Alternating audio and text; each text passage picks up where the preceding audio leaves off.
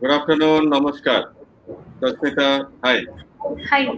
আমরা আজকে শুরু করব একটা ছোট্ট ভিডিও দিয়ে। We'll first have a look at the video, then we will talk after that. So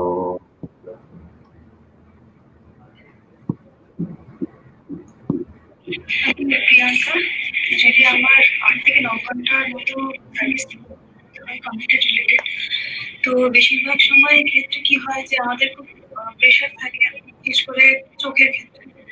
কাজ করতে করতে হঠাৎ একটুখানি হেডেক হয়ে যায়, কখনো মনে হয় যেন চোখটা ঝাপসা হয়ে গেল, তো কিছুক্ষণ হয়তো নেওয়ার পর একটু ঠিক হলো। বাট আলটিমেট যখন দিনের শেষে মানে ঘরে আমি ব্যাক করি, তখন দেখি যে আমার অলরেডি মাথা ব্যথা করছে। কখনো কখনো ইচিং প্রবলেম থাকে, যেটার জন্য মনে হয় যে চোখটা সবসময় রাগ করি, তাতে দেখি যে আরো চোখটা ঝাপসা হয়ে গেল। তো ইনফ্যাক্ট এটার জন্য বেশ কিছুদিন ধরে আমি এটাকে মানে সাফার করছিলাম। আর ইন টাইম সিচুয়েশনে দেখা গেছিল যে 10 ঘন্টা 10.5 ঘন্টার মতো হয়ে গেছিল। কারণ সবসময় হয়তো আমার সিনিয়র আমাকে অ্যাক্সেস পাচ্ছে না বা কিছু কারণ। এছাড়াও তো মানে আমার পার্সোনাল কাজের জন্য মোবাইল হোক বা ল্যাপটপ হোক কন্টিনিউয়াস হাতে চলতো। তো তখনও কিন্তু দেখা গেছে যে আমার যে প্রবলেমটা আমি আগে ফেস করতাম এখানে আরো বেড়ে গেছে। তো মাঝে মাঝে আমি উঠে চোখে জল নিতাম রিলিফ পাওয়ার জন্য, বাট আলটিমেট কিন্তু সবসময় সেই রিলিফটা আসতো না। মাঝে মাঝে ব্রেনে এতটাই ব্যথা মাথা ব্যথা শুরু হতো যে আমাকে রেগুলার না হলেও মাঝে মাঝে কিন্তু ট্যাবলেট নিতে হতো। তো সেই জন্য ইনফ্যাক্ট আমাকে এখানে সুনেত্রতা আসতে হলো, যেটা চেক আপের জন্য, যে এটার ক্ষেত্রে যেতে কিছুটা হলেও যেন রিলিফ পাওয়া যায়। okay, so this was a starter. So this young lady works in the IT sector, এবং উনি যেটা বললেন যে about 9 hours a day she is on the computer screen, and she often gets headache and eye strain towards the end of the day. Also complains of itching and dryness feeling on the eyes, feels like rubbing the eyes, even complained of haziness of vision. So what are we looking at? So let's go back to the presentation. So today's topic is asthenopia. Rashmita, are you able to see the slide on your screen? Okay. Yes. So today's topic is asthenopia. And to begin with, Rashmita, let me introduce you. তুমি আমাদের এখানে একজন senior optometrist, এই সমস্ত case নিয়ে frequently তুমি deal করছো day in and day out. তুমি অ্যাস্থেনোপিয়া টার্মটা একটু বুঝিয়ে দাও। অ্যাকচুয়ালি অ্যাস্থেনোপিয়া হচ্ছে খুব সিম্পলি বলতে গেলে আই স্ট্রেন, যেটাকে আমরা বলি উইক আই কন্ডিশন। এটা একটা এনশিয়েন্ট গ্রিক ওয়ার্ড। যখনই আই মাসলস গুলো খুব উইক হয়ে যায় তখনই তারা আই স্ট্রেন ক্রিয়েট করে, এবং সেটাই হলো অ্যাস্থেনোপিয়া। এটা হচ্ছে একটা collection of few symptoms like fatigue, I strain, double vision, headache, blood vision. এই সমস্ত প্রবলেমস গুলোকে একত্রিত করে আমরা একটা টার্ম দিয়েছি, সেটাকে আমরা বলি অ্যাস্থেনোপিয়া। Great, thank you. তো এই অ্যাস্থেনোপিয়া রিলেটেড তুমি কয়েকটা টিপিক্যাল কেসেস জোগাড় করেছো, যেগুলো আমরা আজকে প্রেজেন্ট করব। সেগুলো প্রেজেন্ট করার আগে একটু বলে নেওয়া দরকার যে আজকাল আমরা যত পেশেন্ট দেখি on a daily basis in the outpatient department, তার একটা significant proportion হলো patients complaints related to eye strain across all age groups, এবং এটা যেন এই কোভিড প্যান্ডেমিকের পরে আরো বেড়ে গেছে। লোকে যবে থেকে বাড়িতে ছিল, এখন অবশ্য বাড়িতে নেই, কিন্তু প্রথমের দিকে যখন বাড়িতে ভেতরে ছিল তখন মোবাইলটাই একমাত্র মেজর সঙ্গী হয়ে দাঁড়িয়েছিল। তারপরে তো ওয়ার্ক ফ্রম হোম আছে, এখনো আছে, আর অনলাইন ক্লাসেস আছে, সেটাও এখনো চলছে। তো এই সমস্ত মিলে সম্ভবত আই স্ট্রেন রিলেটেড সিমটমস এবং আই স্ট্রেন রিলেটেড কমপ্লেন্টস এবং অ্যাস্থেনোপিয়ার পেশেন্ট আমরা প্রতিদিন দেখছি আমাদের আউট পেশেন্ট ডিপার্টমেন্টে অনেক বেড়ে গেছে।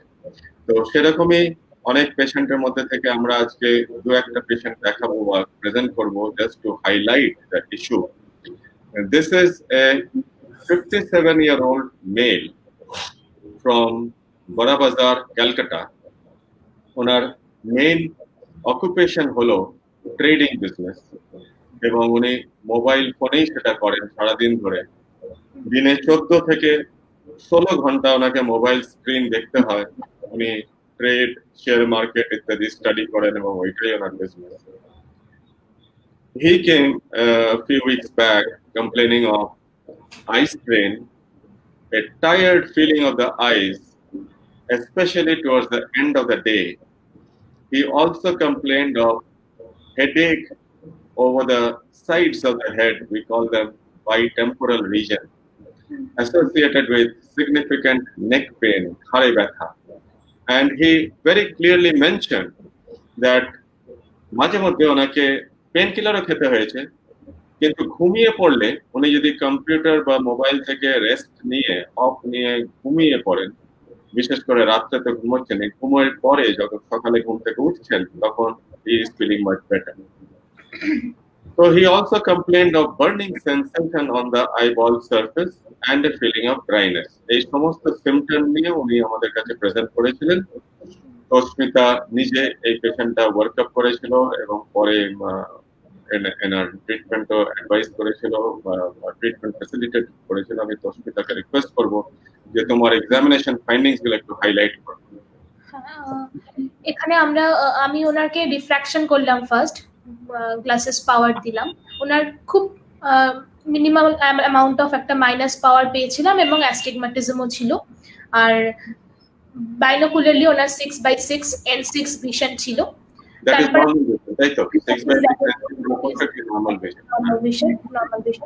তো আমরা অর্থোপটিক এক্সামিনেশন করলাম, যেহেতু কি হেডেক এবং আই পেন ওনার খুব বেশি ছিল। তো আমরা অর্থোপটিক এক্সামিনেশন করার পর আমরা একটা দুটো প্রবলেম ওনার ডিটেক্ট হলো। একটা হচ্ছে কনভার্জেন্স ইনসাফিসিয়েন্সি এবং অ্যাকোমোডেটিভ ইনসাফিসিয়েন্সি।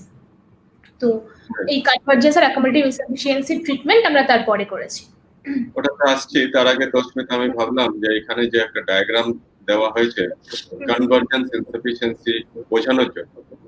তো আমরা যখন দূরে কোথাও দেখি তখন আমাদের আইবল গুলো প্রায় প্যারালাল থাকে এবং দুটো আইবলের রে অফ লাইট যেটা ফোকাস করছে আমরা অঙ্কের হিসাবে আমরা ধরি যে দে আর মিটিং অ্যাট ইনফিনিটি, ফোকাসিং টা ইনফিনিটিতে হচ্ছে বলেই আমরা ডিসটেন্স ভিশনটা ক্লিয়ারলি দেখতে পাচ্ছি। আমরা যখন কাছের কিছু দেখি, ফর এক্সাম্পল একটা বই পড়ছি বা মোবাইল স্ক্রিন দেখছি বা হয়তো ল্যাপটপ দেখছি, তখন আমাদের আইবল গুলোকে, আইবলের চারিধারে কিছু মাসলস থাকে, তাদের সাহায্য নিয়ে আইবল গুলোকে একটু কনভার্জ হতে হবে, মানে একটু ভেতরের দিকে ঘুরে আসতে হবে, সো দ্যাট লাইট রেজ গুলোর ফোকাসিংটা তখন এই বইয়ের উপরে বা ল্যাপটপের বা মোবাইল স্ক্রিনের উপরে হতে পারে। তো এই ফাংশনটাকে আমরা বলি কনভার্জেন্স। এটা যখন ঠিক মতো হয় না, যখন হয়তো আইবলটা যতটা কনভার্জ করার দরকার ততটা কনভার্জ হচ্ছে না, দিয়ে লাইট রেজ বা আইবল দুটোর ফোকাসিংটা হলো ওই বইয়ের থেকে একটু দূরে বা অফ দ্য টার্গেট, তখনই হেজিনেস বা আই স্ট্রেন দেখা দেয় এবং এটাকে আমরা বলি কনভার্জেন্স ইনসাফিসিয়েন্সি। এরকমই আমাদের আরেকটা বিশেষ করে চোখের মাসল, যেটাকে আমরা সিলিয়ারি মাসল বলি, যেটা চোখের ভেতরে থাকে, সেটার ফাংশনটাও ইম্পর্টেন্ট এবং সেটা ফাংশন বা তার অ্যাকশনে আমাদের চোখের ভেতরে যে লেন্স থাকে, যে লেন্সটা দিয়ে আমরা ফোকাসিং করি, সেই লেন্সের পাওয়ারটা অল্টার হতে পারে depending on the action of the ciliary muscle. তো এই সিলিয়ারি মাসলটাও অ্যাক্ট করে যখন আমরা দূরের কোথাও দেখছি বা কাছে কোথাও দেখার চেষ্টা করছি বা ডিস্টেন্স চেঞ্জ করছি, সঙ্গে সঙ্গে যে ফোকাসিংটা চেঞ্জ হয়ে যাচ্ছে, এটার জন্য সিলিয়ারি মাসলের অ্যাকশনটাও দরকার। সিলিয়ারি মাসল যদি উইক হয়ে যায়, তাহলে এই যে ফাংশনটা, যে লেন্সের পাওয়ারটা অ্যাডজাস্ট করে নেওয়া, ফোকাসটা অ্যাডজাস্ট করে না, এটাকে আমরা বলি অ্যাকোমোডেশন। তো সেটারও একটা ইনসাফিসিয়েন্সি হয়, তখন এটাকে আমি বলি অ্যাকোমোডেটিভ ইনসাফিসিয়েন্সি।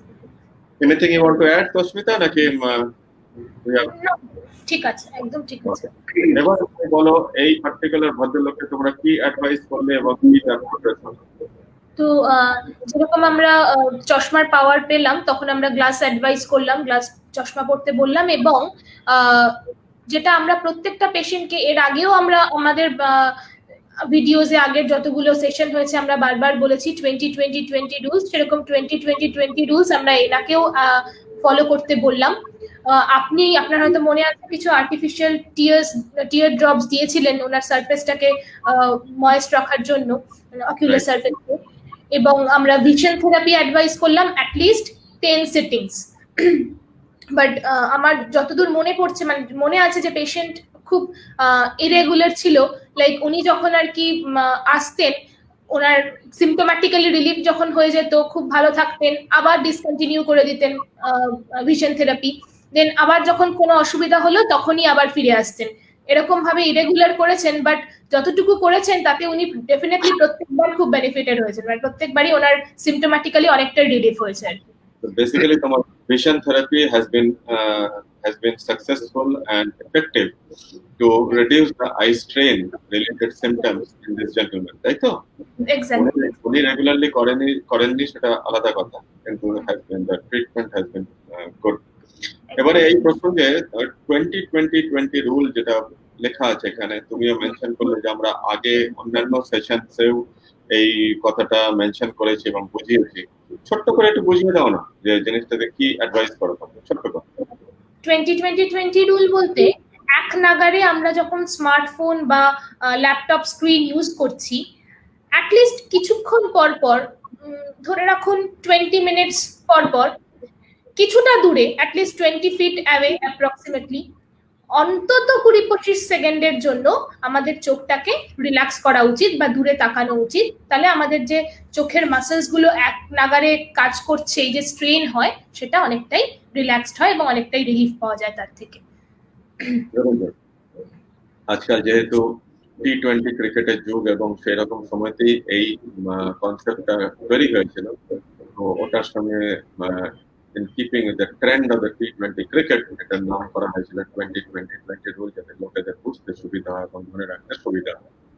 আমি একটা জিনিস খালি এর সঙ্গে অ্যাড করব, আমরা বলি যে 20 মিনিটস পর দূরে তাকাতে, যদি আমরা প্রেফারেবলি আমরা সবসময় আমাদের স্ক্রিন বা ল্যাপটপ যে কোনো ওয়ার্ক স্টেশনে জানলার পাশে রাখার চেষ্টা করি, বা জানলার পাশে হলে খুব ভালো হয়, বাইরের দিকে তাকানোটা খুব ইম্পর্টেন্ট, গ্রিনারিজ দেখা ইম্পর্টেন্ট। বাট যদি সেটা পসিবল না হচ্ছে, অ্যাটলিস্ট যেই রুমে বসে আছি, ওয়ার্ক স্টেশনে যেখানে বসে আছি, ওই রুমের কোনো একটা কর্নারে চোখটাকে ওই স্ক্রিন থেকে সরিয়ে নিয়ে গিয়ে দেখলেও অনেকটা রিল্যাক্স হয়। সেটাও যদি পসিবল না হয়, যদি এটা ছোট কিউবিকলে বসে কেউ কাজ করছে, তাহলে জাস্ট প্লেন চোখটাকে স্ক্রিন থেকে সরিয়ে ওই 20 সেকেন্ডের জন্য একটু বুঝে রাখলে তাতেও রেস্ট হয়, সেটাতে অনেকটা। তো এই প্রসঙ্গে আমার 3টে কমন প্রশ্নের কথা মনে পড়লো, যেগুলো অনেক পেশেন্টরা জানতে চায় বা আমরাও হয়তো বলার চেষ্টা করি, যে how do I know that it is the digital media that is responsible for the eye strain and or the headache and not something else? So এই প্রসঙ্গে তুমি কি বলবে? আমরা এই যে ফার্স্ট কেসটা দেখলাম, ওখানে একদম প্রথমে কমপ্লেনেই পেশেন্ট নিজেই তার ট্রিটমেন্টের আনসার, মানে কিছুটা ডায়াগনোসিস বলে দিল যে এটা ডিজিটাল আই স্ট্রেন, কি করে বুঝবো। উনি কিন্তু ঘুমোলে, রাত্রিবেলা ঘুমের পর সকালবেলা উঠে কিন্তু ওনার এই ডিজিটাল, মানে এই স্ট্রেনটা বা এই মাথা ব্যথাটা কিন্তু আর থাকে না, অনেকটাই কমে যায়। তো সেক্ষেত্রে যখন ঘুমোচ্ছে তখন কিন্তু ওর আই মাসেলস গুলো ওনার রিল্যাক্স হচ্ছে এবং ডেফিনেটলি হেডেকটা কমে যাচ্ছে। তো বেসিক্যালি উনি যখনই ডিজিটাল মিডিয়ার এক্সপোজারটা কমিয়ে দিচ্ছেন, তখন ওনার সিম্পটমস অনেকটা কমে আসছে। So that itself is a proof যে এইটা ওই ডিজিটাল মিডিয়া এক্সপোজার থেকেই হচ্ছে, রাইট? তো এই ধরনের পেশেন্টরা কেউ আমাদের জিজ্ঞেস করে যে can I become blind doctor from over exposure two digital media, সেটা কি সম্ভব? না না না, এর তো কোনো রকম কোনো হতে পারে না, তবে হ্যাঁ আই স্ট্রেন বাড়তে পারে। আই স্ট্রেন বাড়লে পরে হেজিনেস অফ ভিশন হতে পারে, ডাবল ভিশন হতে পারে, অনেক ডিস্টার্বিং সিমটম হতে পারে, কিন্তু না, ব্লাইন্ডনেস হবে না। এগুলো সমস্ত রিভার্সিবল, ট্রিটেবল এবং কিউরেবল। এবং সবার থেকে বেশি বলবো, মোর দ্যান ট্রিটেবল আর কিউরেবল হলো এগুলো প্রিভেন্টেবল। কিন্তু আমরা পরে আসছি, 20-20-20 রুল হলো প্রিভেনশনের প্রথম স্টেপ, আরো অনেক স্টেপ রয়েছে, সেগুলো আমরা পরে ডিসকাস করবো। তো থার্ড একটা কোয়েশ্চেন যেটা কমনলি জিজ্ঞেস করা হয়ে থাকে, যে is excessive I strain harmful for the brain? Actually দেখুন, অডিও ভিজুয়াল পুরো পাথওয়েটা, যেমন অডিটরি সিস্টেম, আমাদের যে 5 রকম সেন্সরি অর্গানস থাকে তার মধ্যে অডিটরি সিস্টেম, ভিজুয়াল সিস্টেম এবং ব্রেন, এই তিনজন খুব হাইলি ইন্টার রিলেটেড। তো এদের তিনজনের মধ্যে কোনোটার একটু এদিক ওদিক ডিসব্যালেন্স হলে সবসময় এফেক্ট বোঝা যায়। তো সেরকমই চোখের যদি ভিজুয়াল সিস্টেমে, ভিজুয়াল স্কিলে যদি কোনো এফিসিয়েন্সি একটু কম থাকে অথবা অডিটরি সিস্টেমে এফিসিয়েন্সি কম থাকে, ডেফিনেটলি ব্রেনে কিন্তু প্রবলেম হয়। তো আই স্ট্রেন কিন্তু ব্রেনে প্রবলেম বলতে এক্সেসিভ আই স্ট্রেন থেকে ভার্টিগো, গিডিনেস, এগুলো ব্যালেন্সিং প্রবলেম শুরু হয়। তো এই সমস্ত প্রবলেমগুলো কিন্তু তৈরি হয় আই স্ট্রেন থেকে। খুব এক্সেসিভ অ্যামাউন্ট দিয়ে। এটা আমি নিজে ভুক্তভোগী, আমি জানি। Thank you. So we will now discuss case number 2. ইনি একজন মিডল এজেড বা 32 ইয়ার্স একজন লেডি, ইনি পেশায় ইঞ্জিনিয়ার, উনি আইটি সেক্টরে কাজ করেন। উনি এসেছিলেন কিছুদিন আগে complaining of severe eye strain and pain in the eyes and around the eyes. The worst thing was that this lady was unable to sleep well. উনি এতটাই ওনার আই স্ট্রেন হতো, এতটাই ওনার চোখ ব্যথা করতো, এতটাই ওনার মাথা ব্যথা করতো যে উনি ভালো করে ঘুমোতে পারতেন না। ওনাকে দিনে 15 ঘন্টা অ্যাবাউট ল্যাপটপে কাজ করতে হতো, অফিসে বসে বা বাড়িতে হোয়াটএভার। ইনসিডেন্টালি ওনার একটা থাইরয়েডের রোগ ছিল, যার জন্য উনি ট্রিটমেন্ট নিচ্ছিলেন। That may or may not be related to this issue directly. তো এনাকে তোমরা এক্সামিনেশন করে কি দেখলে? এটা খুব একটা আমার খুব একদম আমার হাতেই কেসটা পুরো প্রথম থেকে শেষ অবধি। তো সেক্ষেত্রে আমার মনে আছে যে আমি গ্লাস প্রেসক্রিপশন যখন দিলাম, ওনার moderate amount of minus power মানে ছিল, উনি ইউজ করতেন একটা ভালো রকম মাইনাস পাওয়ার, যেটা আমরা স্ট্রং মানে একরকম বিশেষ ধরনের ড্রপ আছে, সেই ড্রপ দিয়ে আমরা স্ট্রং সাইক্লোপ্লেজিক রিফ্র্যাকশন যখন করলাম, তখন সেই অ্যামাউন্ট অফ মাইনাস পাওয়ার কিন্তু অনেকটাই, যতটা অ্যাপারেন্টলি মাইনাস পাওয়ার ছিল, অ্যাকচুয়াল মাইনাস পাওয়ার কিন্তু অনেকটাই কমে এলো।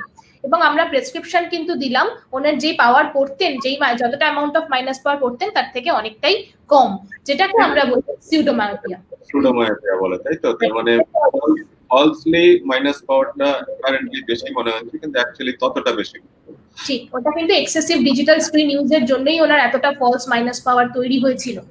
এবং ওনার ভিশন কিন্তু বাইনোকুলারলি 6/6 ওটাই ছিল। এবং আমরা তার সঙ্গে এতটা ওনার কমপ্লেন ছিল, আমরা অর্থোপটিক এক্সামিনেশন করলাম, করে সেই সেম কনভার্জেন্স ইনসাফিসিয়েন্সি, খুব সিভিয়ার কনভার্জেন্স ইনসাফিসিয়েন্সি পেয়েছিলাম এবং অ্যাকোমোডেটিভ ইনফ্যাসিলিটিও পেয়েছিলাম। ওকে, তার মানে দেখা যাচ্ছে যে এই ডিজিটাল স্ক্রিন রিলেটেড যে আই স্ট্রেন হয়, এখানে কনভার্জেন্স ইনসাফিসিয়েন্সি আর অ্যাকোমোডেটিভ ইনসাফিসিয়েন্সি, এই দুটো সিম্পটম বা সাইন্স বা ফাইন্ডিং বেশ কমন। তো এনাকে তোমরা কি করলে? ওনাকেও আমরা চশমা প্রেসক্রিপশন দিলাম, আর 20/20 রুল একইভাবে ওনাকেও এক্সপ্লেন করলাম, যেহেতু উনি খুব long time computer screen use করেন। লুব্রিকেটিং একটা আই ড্রপ দেওয়া হয়েছিল ওনাকে, এবং ভিশন থেরাপি আমরা 10টা সিটিংস, অ্যাটলিস্ট 10টা সিটিংস ওনাকে অ্যাডভাইস করলাম। And the patient was very dedicated, খুব রেগুলার থেরাপি করেছে, একদম ওবিডিয়েন্টলি থেরাপি করেছে, যেরকম আমরা বলেছি সবকিছু মেনটেন করেছে, বিকজ শি ওয়াজ সাফারিং আ লট। তো তাই জন্য উনি করেছেন। এবং ultimately end of the session, যখন লাস্ট দিন আমার কাছে এলো, গত সপ্তাহে এসেছিল, এবং উনি যখন এসে বললেন যে অ্যাকচুয়ালি ওনার অকিউলার যা আই পেইন ছিল, হেডেক ছিল, একদমই চলে গেছে, স্লিপ ডিসঅর্ডার যেটা ছিল সেটাও অনেক কমে গেছে, এবং স্ট্রেনটাও আগের থেকে প্রচুর কম। অনেক she was much more comfortable. She is very happy now, actually খুব happy. Very good, very good, well done. এই প্রসঙ্গে আরো দুটো তিনটে কোয়েশ্চেন যেগুলো সাধারণত লোকে জানতে চায়, সেরকম কিছু কোয়েশ্চেন আমি রেখেছি। যে যারা আইটি সেক্টরে কাজ করে অনেকেই জিজ্ঞেস করেন যে what changes can I do on my laptop or mobile screen to minimise eye strain, এই ব্যাপারে কিছু বলবে? হ্যাঁ, ল্যাপটপ আর মোবাইল স্ক্রিন বলতে ল্যাপটপ মোবাইল স্ক্রিনের ব্রাইটনেসটা অবশ্যই যতটা থাকে তার থেকে একটু লোয়ার ব্রাইটনেস করে নেওয়াটাই বেটার। সবসময় স্ক্রিন, যেই স্ক্রিনে আমরা কাজ করছি সেই স্ক্রিন বা মোবাইল হোক কম্পিউটার হোক, এলবো ডিস্টেন্স অ্যাটলিস্ট আমরা আমাদের মেডিকেল টার্মে বলি 40 সেন্টিমিটার, যাই হোক এলবো ডিস্টেন্সে রাখা উচিত। একদম সিটিং আপরাইট পজিশন, স্ট্রেট পজিশনেই সবসময় ইউজ করা উচিত এবং ফুট রেস্ট, ব্যাক রেস্ট যাতে ঠিকঠাক হয় স্ক্রিনের ব্যাপারে বলো। স্ক্রিনের ব্যাপারে স্ক্রিনের ব্যাপারে বলতে শুধুমাত্র এলবো ডিস্টেন্সে স্ক্রিন রাখা দরকার এবং ব্রাইটনেসটাকে কমিয়ে রাখলেই যথেষ্ট।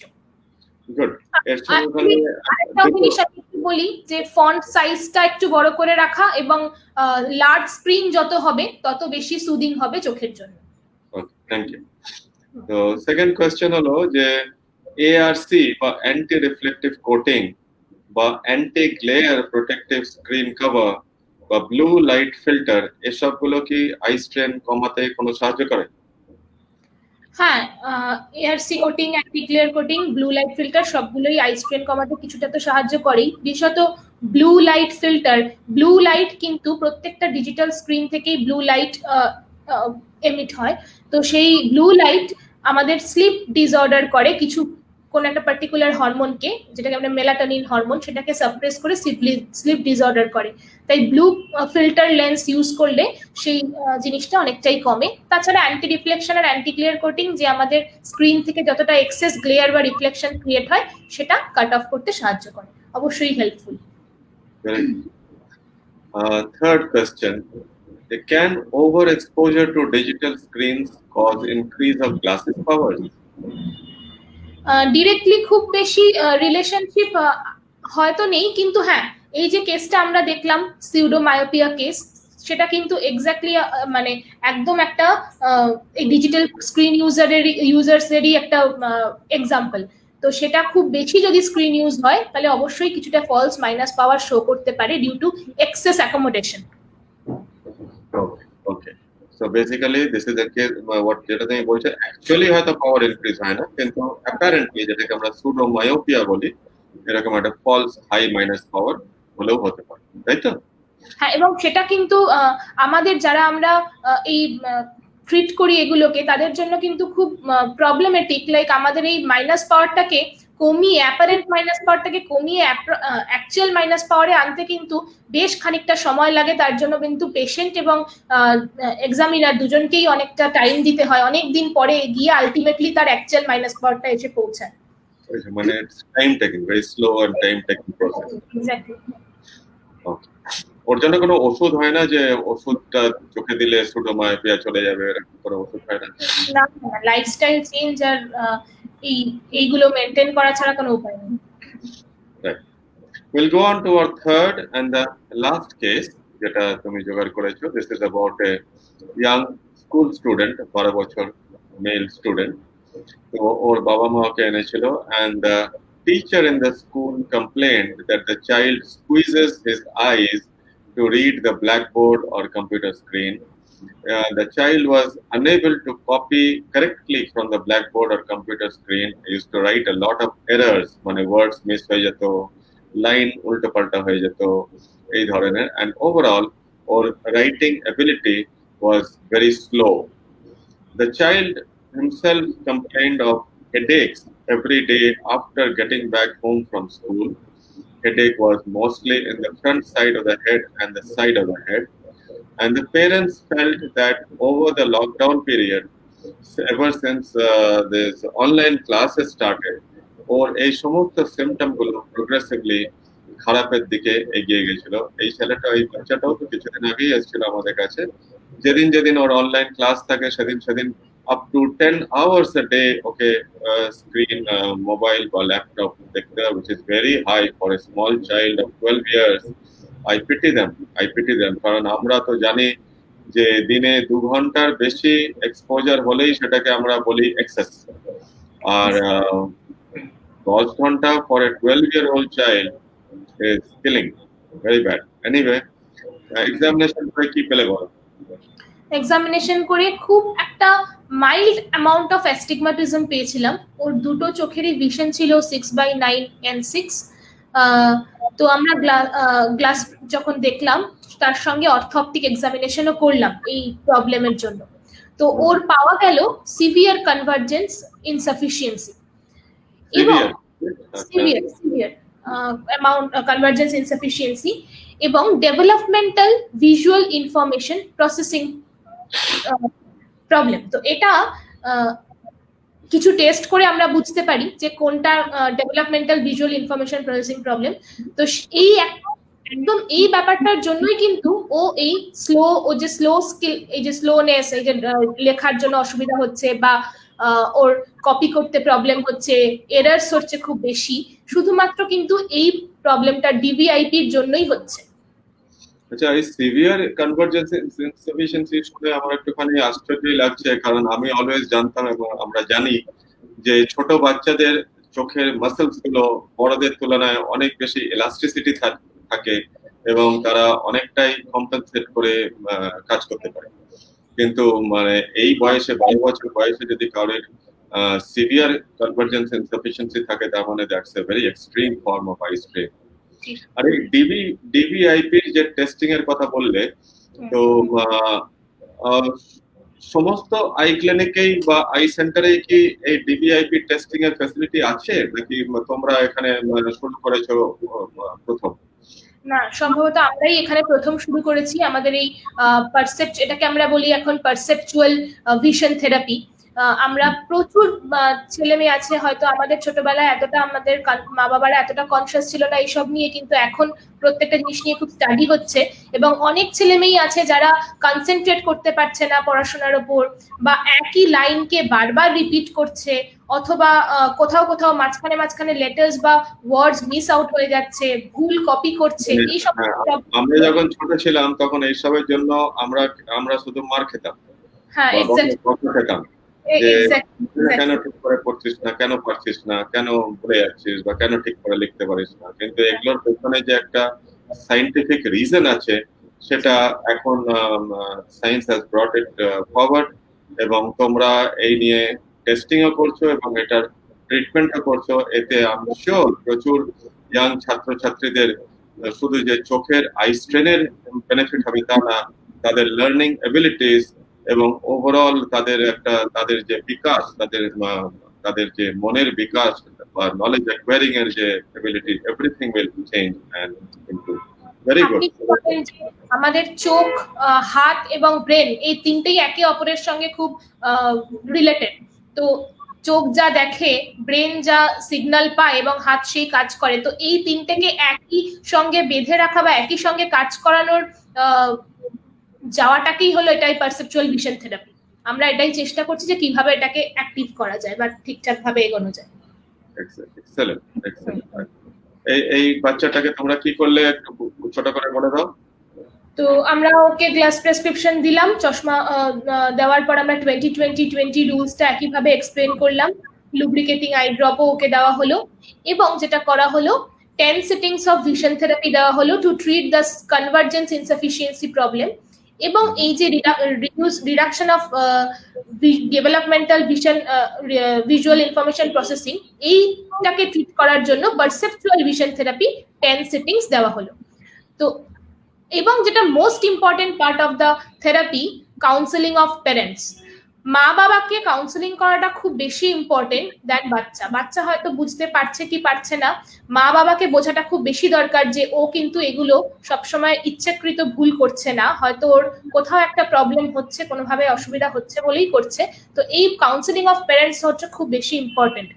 তো এটা আমরা অবশ্যই খুব টাইম নিয়ে করলাম এবং আলটিমেটলি যখন ওর মাও ডেডিকেটেডলি বাচ্চাটাকে নিয়ে আসতো এবং এখানে ভিশন থেরাপি, পারসেপচুয়াল থেরাপি করাতো, যখন এন্ড অফ দ্য সেশন আসলো লাস্ট ভিজিটে, ওর কিন্তু স্কুইজিং অফ আইস ছিল সেটা একদমই চলে গেছে, হেডেক একদমই নেই।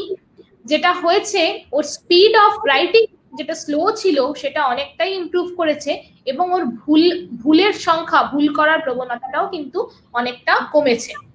তো ও এখনো কিন্তু আমাদের কাছে থেরাপিতে আসছে, এখনো চলছে ওর therapy, but she is very improving নাও।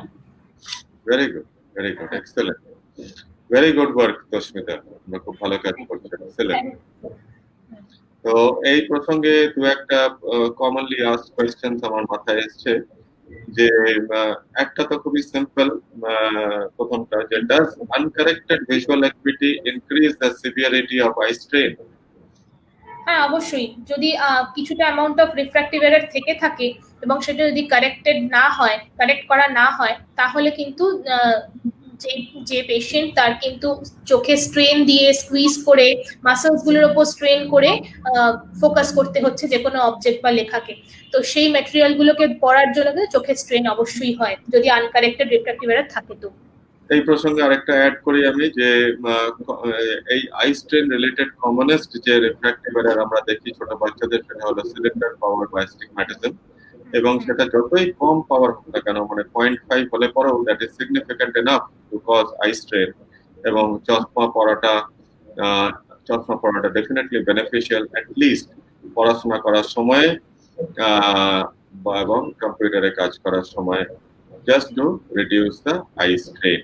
আমি একটু বলি জাস্ট, যে লাস্ট কেসটা আমরা ডিসকাস করলাম, সেই কেসেও কিন্তু মাইল্ড অ্যামাউন্ট অফ অ্যাস্টিগম্যাটিজম ছিল বাচ্চাটার, কিন্তু ওর কিন্তু ও চশমা ছাড়াও বেশ ভালোই ম্যানেজ করে নিত, ডেইলি অ্যাক্টিভিটিসে কোনো প্রবলেম হতো।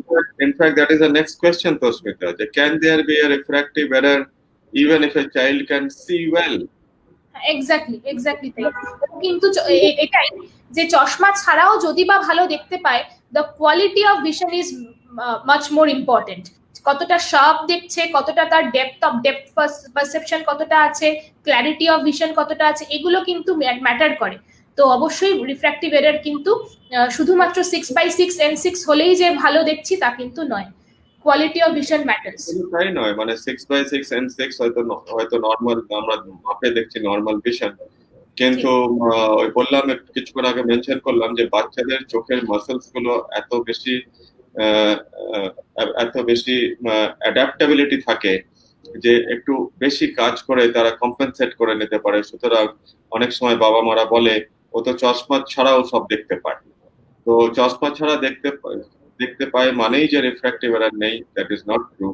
রিফ্র্যাক্টিভ এরর আমরা যেভাবে টেস্টিং করি, এবং বিশেষ করে ছোট বাচ্চাদের ক্ষেত্রে তুমি যেটা বললে যে বিশেষ এক ধরনের ড্রপ দিয়ে সাইক্লোপ্লেজিক রিফ্র্যাকশন করে তোমরা পাওয়ার দেখছো, which is the correct method of determining power in young persons. তো সেটা করে যে পাওয়ার দেখছো এবং চশমা দিচ্ছ, দ্যাট ইজ ভেরি ইম্পর্টেন্ট। এবং চশমার পাওয়ার থাকলে চোখের কাজ অন্তত যখন করা হবে তখন অন্তত চশমাটা পরা বাঞ্ছনীয়, তাই তো? ঠিক। The last question, Toshmita, is there any relationship between eye strain and learning disability? এটা বোধহয় আমরা কিছুক্ষণ আগে ডিসকাস করলাম, তবু আরেকবার রিভাইজ করে ছোট্ট করে একবার বলে নিই। ওই অ্যাকচুয়ালি হ্যাঁ, আই স্ট্রেনের সঙ্গে লার্নিং ডিসেবিলিটির অবশ্যই সম্পর্ক আছে। যদি আমি একটা ব্ল্যাকবোর্ড দেখছি, সেটাকে যদি ঝাপসা দেখি, স্ট্রেন করে দেখতে হয়, অথবা আমরা ল্যাপটপ স্ক্রিন দেখছি, সেটাকে ঝাপসা দেখি, স্ট্রেন করে দেখতে হয়, তাহলে অবশ্যই সেখানে আমার যেই টেক্সটটা আমরা পড়ছি বা লিখছি সেগুলো কিন্তু কখনোই ক্লিয়ার বা ভালো হতে পারে না, সেখানে লার্নিং ডিসেবিলিটি তো অবশ্যই তৈরি হয়। তো অবশ্যই রিলেশনশিপ আছে আই স্ট্রেনের সঙ্গে লার্নিং ডিসেবিলিটি। কারেক্ট। রাইট। এবারে তিনটে কেস তুমি প্রেজেন্ট করবে বলেছিলে, ওটা তো হলো। এবারে এই যে ডিসকাশনটা হলো, যা যা ইনফরমেশন শেয়ার করলে, কতগুলো টেক হোম মেসেজেস যদি বলে দেওয়া যায় দর্শকদের, দ্যাট উইল বি হেল্পফুল। ঠিক, এখানে তো অলরেডি কতগুলো টেক হোম মেসেজ আমরা জট ডাউন করেইছি। তার মধ্যে একটা হচ্ছে ergonomics. Ergonomics actually refers to the proper positioning of the electronic screen device. তার মানে ল্যাপটপ হোক বা ডেস্ক কম্পিউটার হোক বা মোবাইল হোক, সেটার position, the tilt, the height in relation to the person using it, যে ইউজ করছে তার বসার হাইট, তার মাথার হাইট, যাতে মাথা বা নেক বেন্ড করে যেন দেখতে না হয়। যেটা তুমি বললে এলবো ডিস্টেন্সে স্ক্রিনটা থাকলে ভালো, যাতে শোল্ডারে স্ট্রেন না পড়ে, হাত যে খুব বেশি দূরে নিয়ে যেতে হচ্ছে বা কিছু হচ্ছে সেরকম যাতে না হয়। ইটস অলমোস্ট লাইক ড্রাইভিং যারা করে তারা জানে যে ড্রাইভারের সিট আর স্টিয়ারিং হুইলের ডিস্টেন্স বা টিল্ট বা positioning is very important for a strain free driving. সেরকমই correct ergonomics is important to prevent eye strain or physical strain related to improper positioning of the computer screen and the patient's head and eyes. তো এই জিনিসগুলো যে কোনো আজকাল Google search করলেই correct ergonomics পাওয়া যায়। সেটা বেশিরভাগ বেশিরভাগ মাল্টি ন্যাশনাল কোম্পানির অফিসে এটা ফলো করা হয়। তবে বাড়িতে হয়তো সকলে ফলো করছে কিনা আমার জানা নেই, তো সেখানে ইম্পর্টেন্ট। তো আরেকটা হলো বসে কম্পিউটারে কাজ করাটাই ভালো। শুয়ে শুয়ে মোবাইলে বা কম্পিউটারে কাজ করাটা খুবই আনহেলদি হ্যাবিট। তুমি একটু আগে বলছিলে স্ক্রিন সাইজের ব্যাপারে, তুমি বলো সেটা, লাইটের ব্যাপারে স্ক্রিন সাইজ। অবশ্যই লার্জার স্ক্রিনটা বেটার। মানে মোবাইল, ল্যাপটপ এগুলোর মধ্যে আমরা সবসময় চেষ্টা করব যতটা বড় স্ক্রিন, লাইক ল্যাপটপে করা বেটার দ্যান মোবাইল। তো আমরা যে ছোটরা যে অনলাইন ক্লাসেস করছে সেই ক্লাসেসও আমি বলবো যে ল্যাপটপ স্ক্রিন বা ডেস্কটপ স্ক্রিনে করাটাই বাঞ্ছনীয়, মোবাইলটা অ্যাভয়েড করাটাই ভালো। আর হ্যাঁ, ওয়েল-লিট রুমও আছে। ওয়েল-লিট রুম বলতে যে অ্যাডিকুয়েট রুম লাইট থাকা দরকার, ডিম লাইটে কাজ করা উচিত না। রাত্রে সবার সময় শুয়ে শুয়ে মোবাইলে কাজ করে, সেটা তো কতটা আনহেলদি সেটা তো আমরা জানি। এক্স্যাক্টলি, একদমই হেলদি নয় ওটা। অ্যাটলিস্ট শোয়ার মানে ঘুমোতে যাওয়ার 1 ঘন্টা আগে মোবাইল ইউজেজ বন্ধ করে দেওয়াই উচিত। এগুলো কিন্তু স্লিপ ডিসঅর্ডারও করে, প্লাস আই স্ট্রেন অবশ্যই তৈরি করে। তো ওয়েল-লিট রুম দরকার। সকালবেলা হলে ন্যাচারাল লাইট সবসময় ভালো। আমি আগেও বলেছি যে জানলার পাশে ডেস্কটপ বা ল্যাপটপকে সেট করাটা সব থেকে বেশি ভালো। তো সেক্ষেত্রে স্ক্রিন ব্রাইটনেস এবং কন্ট্রাস্ট। স্ক্রিন ব্রাইটনেস তো এমনিতে এখন অ্যান্ড্রয়েড ফোনস গুলো এবং ল্যাপটপ যা স্ক্রিন, এখন তো ওরা ব্রাইটনেস, যারা প্রোভাইডার ওরা তো এখন ব্রাইটনেস অলরেডি কমিয়েও দিয়েই সেট করছে। কিন্তু যতটুকু কন্ট্রাস্ট বা ব্রাইটনেস থাকে তার থেকে একটু কমিয়ে রাখাটাই চোখের জন্য সুদিক হয়। এখনকার বেশিরভাগ নতুন ডিভাইস গুলোতে অটো ব্রাইটনেস কন্ট্রোল থাকে in relation to the ambient light. ওইটা সকলে ওটাকে এনাবেল করে কিনা জানি না, কিন্তু ওটা এনাবেল করে রাখাটাই সব থেকে হেলদি। যে depending on the room light, ambient light, automatically স্ক্রিনের ব্রাইটনেস চেঞ্জ হয়ে যাবে। নেক্সট পয়েন্টটা আমরা আগেও মেনশন করেছি যে রুটিন অ্যানুয়াল আই চেকআপ প্রত্যেকের জন্য ইম্পর্টেন্ট, যেহেতু আমাদের চোখের প্রয়োগের অবকাশ বা ডিজিটাল স্ক্রিনের এক্সপোজার সকলের ক্ষেত্রে বেড়ে গেছে। তো in the modern lifestyle setup once a year eye checkup is very important, শুধু পাওয়ারের জন্য নয়, পাওয়ার ছাড়াও তার কনভার্জেন্স, অন্যান্য এইসব অ্যাসপেক্টস, চোখের প্রেশার, চোখের রেটিনা, সমস্তটাই একবার চেক আপ করে নেওয়া ভালো।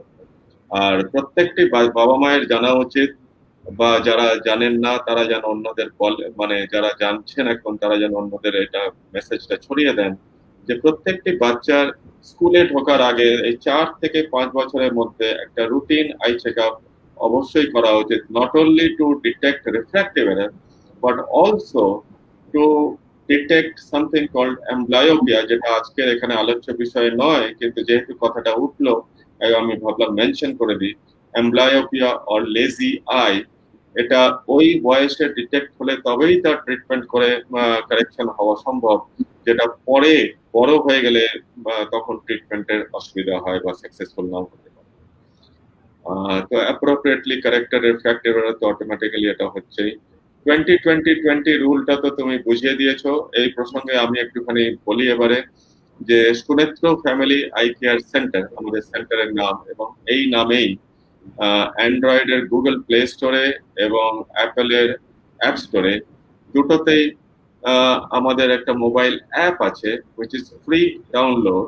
এটা ছোট অ্যাপ, খুব অল্প সময়ে ডাউনলোড হয়ে যায়। এতে বেশ কিছু ইন্টারেস্টিং বা ইনফরমেটিভ বা বেনিফিশিয়াল কয়েকটা জিনিস দেওয়া রয়েছে। তার মধ্যে একটা হলো হোম স্ক্রিনে, এই যে হোম স্ক্রিনে ডান দিকে উপরে 20-20-20 রুলের একটা বাটন আছে, ওটা ক্লিক করলে এই স্ক্রিনটা আসবে এবং এতে জিনিসটা বোঝানো রয়েছে যে কি করতে হবে যে once every 20 minutes 20 সেকেন্ডের জন্য চোখটাকে স্ক্রিন থেকে সরিয়ে দূরের দিকে তাকিয়ে থাকতে হবে to relax the I muscles, এবং এখানে রিমাইন্ডারের একটা অন অফ সেট বাটন রয়েছে যেটা অন করে রাখলে every 20 minutes ফোনটা ভাইব্রেট করবে বা বাজ করবে to remind you to follow that. So please use this app. I will encourage every computer user, every laptop user, every mobile user যাদের বেশি কাজ করতে হয় to use this app, use the reminder facility to prevent eye strain. লাস্টের কি এগুলো তো তুমি ভালো বলতে পারবে.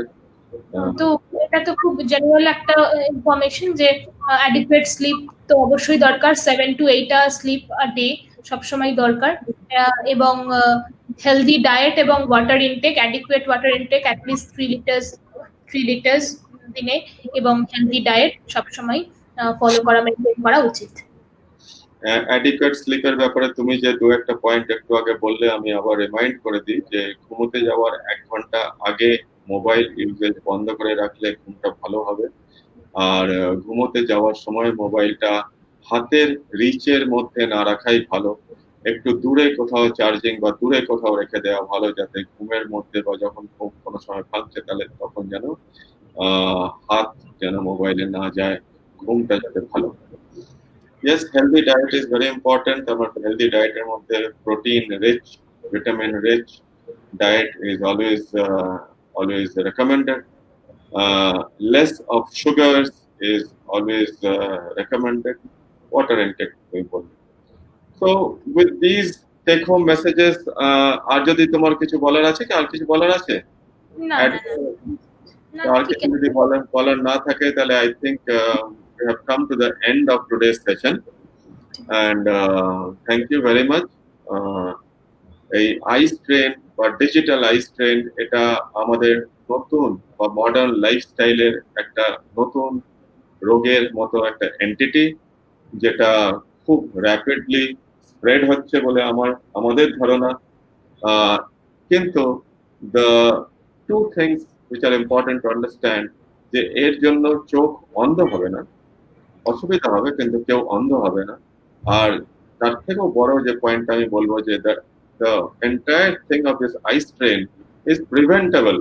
প্রথম থেকেই যদি ইউজেজ হ্যাবিটটাকে ঠিক রাখা যায় তাহলে আই স্ট্রেন হবেই না, এবং এটা বাবা মাদের শেখা উচিত যাতে করে ওরা বাচ্চাদেরকে ছোটবেলা থেকে এই হ্যাবিটগুলো ইনকালকেট করার জন্য হেল্প করতে পারে, যে কম্পিউটার মোবাইলের ইউজেজ অফ প্রপার ইউজেজ হ্যাবিটসটা যদি ডেভেলপ করতে পারে তাহলে তার থেকে বেটার আর কিছু হতে পারে.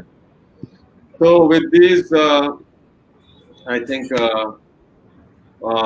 we will end today's session, Toshmita, and I hope our patients and যারা আমাদের পেশেন্ট নয়, যারা এমনি ভিউয়ার্স আছে, ফেসবুক ভিউয়ার্স, আমাদের এই ভিডিওগুলো তো আমরা ইউটিউবেও আপলোড করে দিই. ইউটিউবে সুনেত্র ফ্যামিলি আই কেয়ার সেন্টারের পেজ আছে, সেটা টাইপ করলে পরে আমাদের সমস্ত ভিডিওস গুলো ওখানে আর্কাইভ করা রয়েছে, সেগুলো at any point of time anybody can watch. এগুলো দেখে যদি কারোর কোনো বেনিফিট হয়, will be happy. Thank you to our viewers. This was our 26th session of patient education series. Every Wednesday around this time of 4 to 5 or slightly changed timings. We will come back to you next Wednesday again with another important topic which will be of benefit for your eyes. Thank you. Thank you.